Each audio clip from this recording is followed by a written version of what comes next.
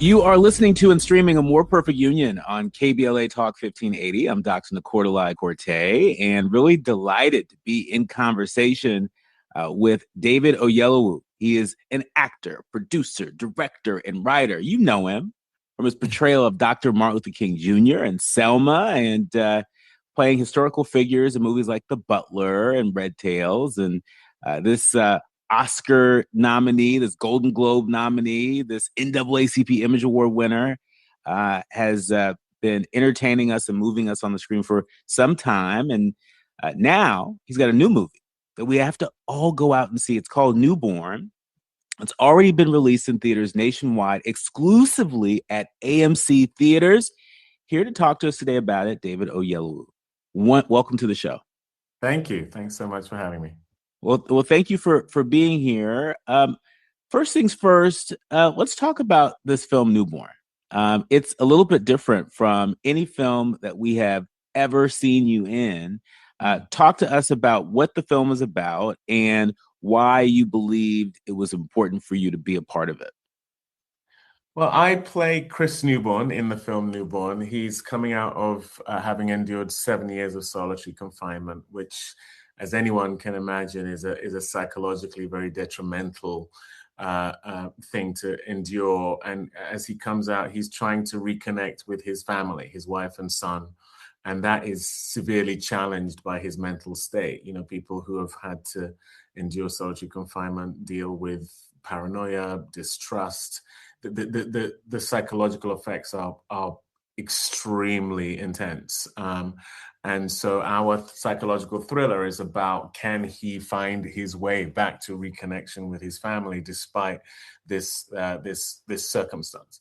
And I wanted to do it because, on the one hand, it's entertaining. It's a psychological thriller. It's it takes all sorts of twists and turns, but it also shines a light on a practice that is very pervasive in America. 80,000 men, women, and children are dealing with solitary confinement in America today.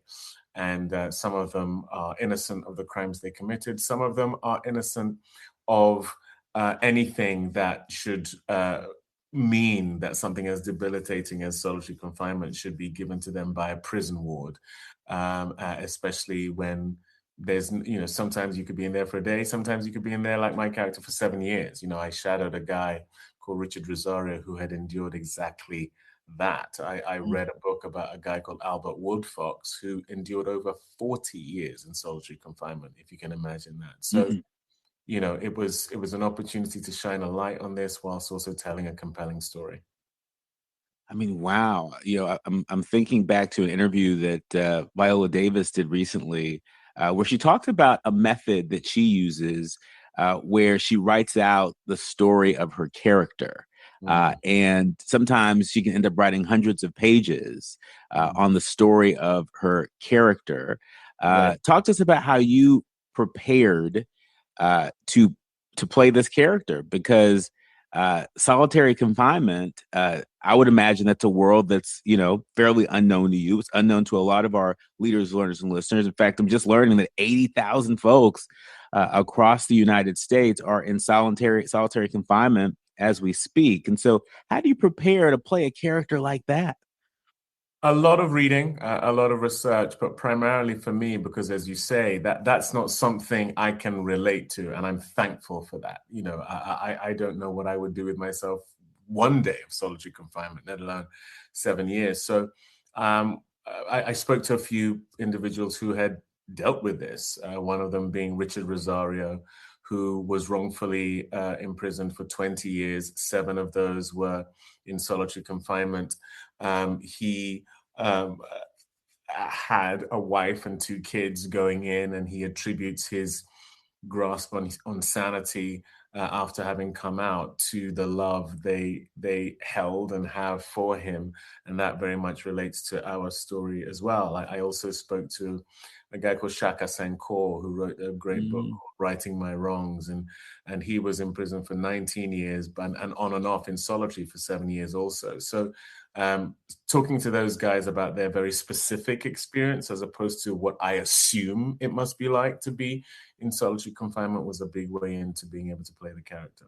What were some of the things you assumed it was like, and how did folks like Shaka sort of disrupt some of the preconceived notions you might have had about solitary confinement?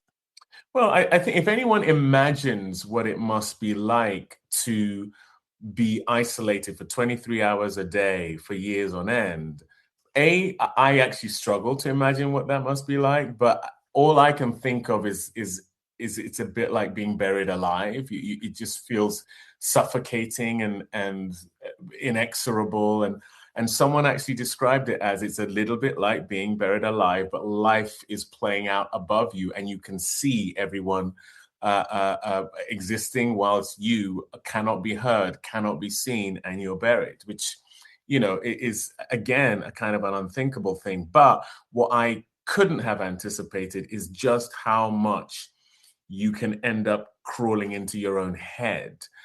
You know, people name body parts, and body parts become other, I guess, replacements for human beings. So your hand, you name your hand, and it becomes a friend or a person that you speak to. You know, the self-abuse that comes out. You know, Richard would pull out his beard, pull out his hair, just to be able to feel something, because you become so numb to your own existence because all you are surrounded by is yourself. So you know, the paranoia that comes because you have no sense of time, you have no sense of self, you have no sense of your own humanity after a while.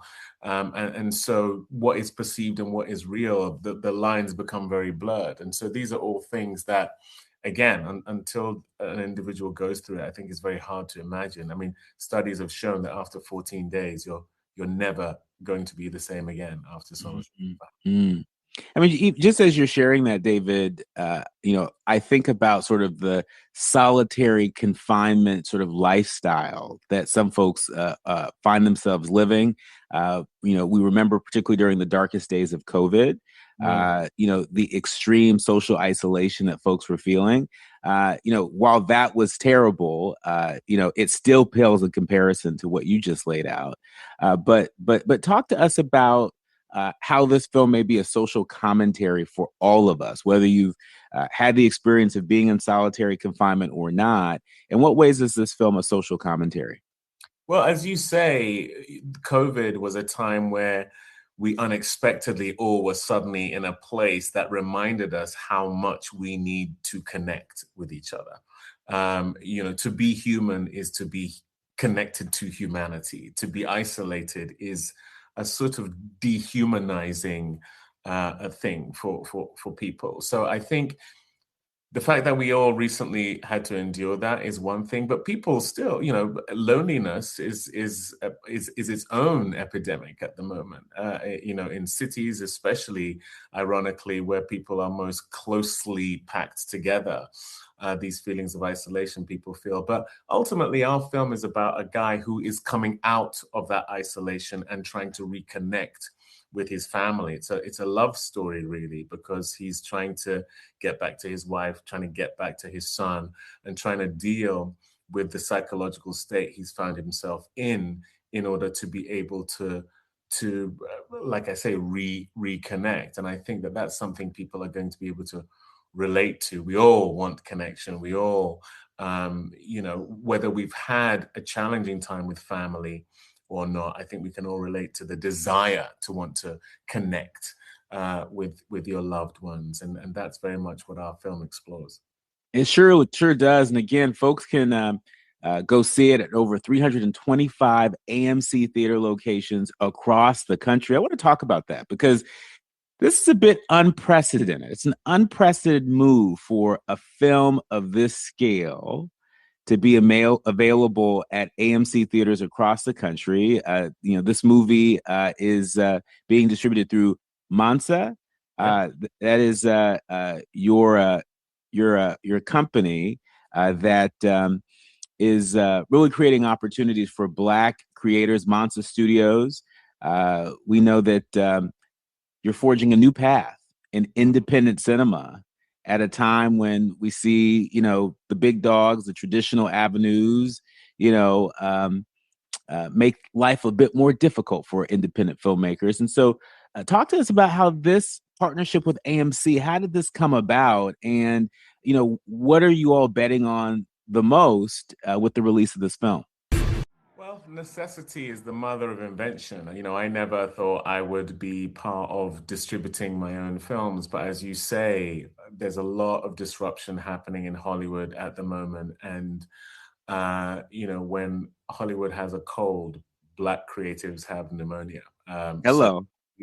and so if you're gonna survive what is currently happening, you have to create new pipes, you have to create new avenues, and thankfully technology means that that is more accessible.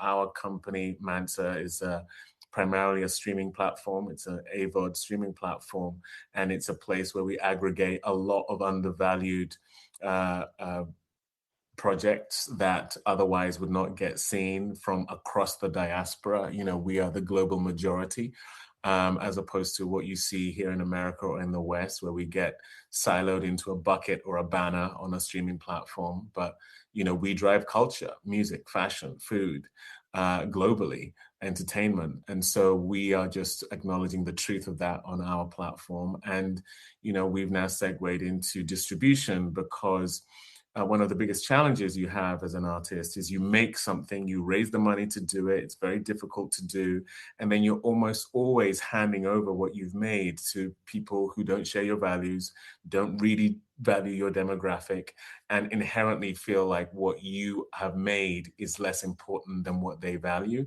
And so it's a little bit like having a child. I would rather raise my own child and put them out into the world and hope for their success than trust that to someone who wasn't part of raising them and doesn't really love them to the degree that I do. And so that this partnership with AMC Theaters is their acknowledgement that independent filmmakers are trying to cut out the middleman who essentially ends up curating what the audience gets to see. A lot of the time it cuts out, the things that we as people of color make. And they're making a bet on us. They're making a bet on the audience, that the audience wants to see more of us than the studios pretend they want to see of us. And streaming has come along and proved that, just how much diversity you see on streaming platforms and how much success you're seeing for people of color, but also globally. Squid Game is not something that Netflix would have commissioned because they thought it was going to be as successful as it was. It was because that's the reality of the global audience. And streaming has now made what we make potentially truly global, as opposed to what we've dealt with in Hollywood, which is Black doesn't travel, which we know is not true. So that's what we're betting on, is that the audience is there and we are going to meet them where they're at. So David Oyelowo, you are betting on Black. AMC theaters are betting on Black. And so our leaders, learners, and listeners, we need to show up at AMC theaters. We have over 325 locations across the country to pick from. David, it's also not lost on me that Mansa Studios has hosted nationwide town halls and community conversations with activists and leaders, folks who've been directly impacted by the sort of solitary confinement conditions that you have laid out here. We here at A More Perfect Union, we love that because we're always encouraging our audience to do what you can from where you are with what you have. And this film isn't just something interesting on the silver screen. It is the starting point for critical conversations and for healing in communities. Talk to us about some of the insights that you've gleaned from some of these town halls, from conversations with activists. Well, I've been very privileged that films I've done, Selma being one that really looks at voting rights. Nate Parker did a film, who directed this film, did a film called American Skin that really looks at the interaction, let's just call it police brutality. And I did a film called Middle of Nowhere that really, again, looked at incarceration in our communities. These are films that went on to have an illicit change.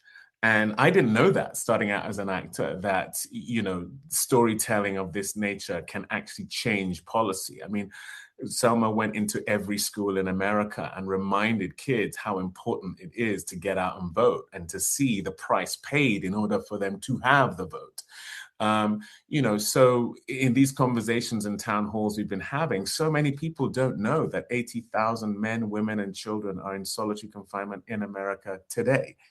And a lot of those people enduring that are Black and brown people. A lot of them are innocent of the crimes that either they committed in the first place, or certainly what they have been accused of that got them into solitary confinement when they are supposed to be in a rehabilitative circumstance in the judicial system. So, it's about awareness.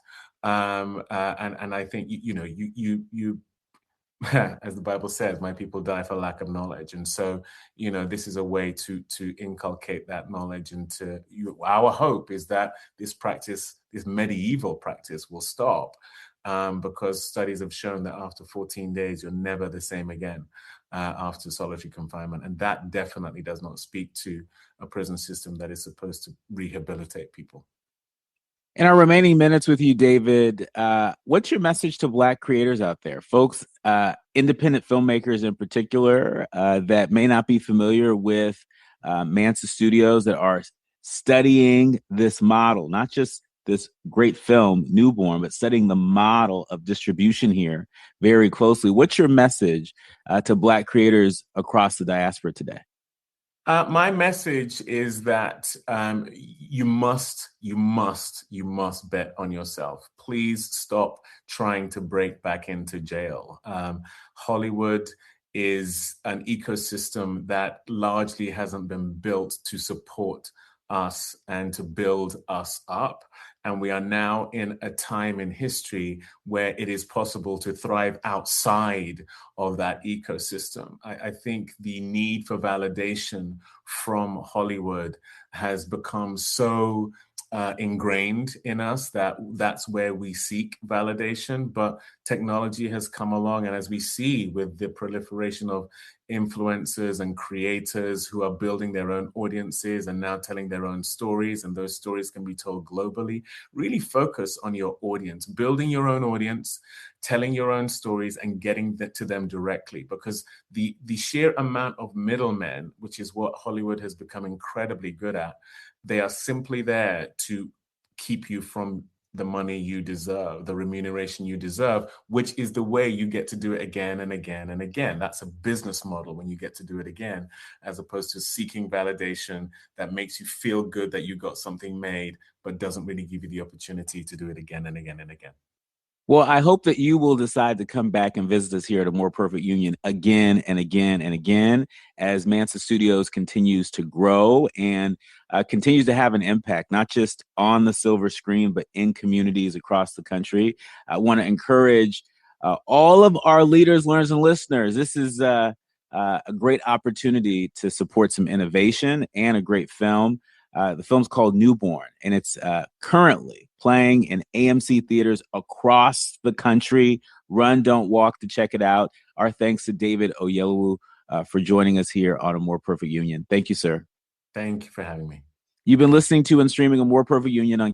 And so there it was. It was really great chatting with David Oyelowo. He is the star of the movie Newborn. Again, it is available in 325 AMC theaters across the country. And so be sure to check it out.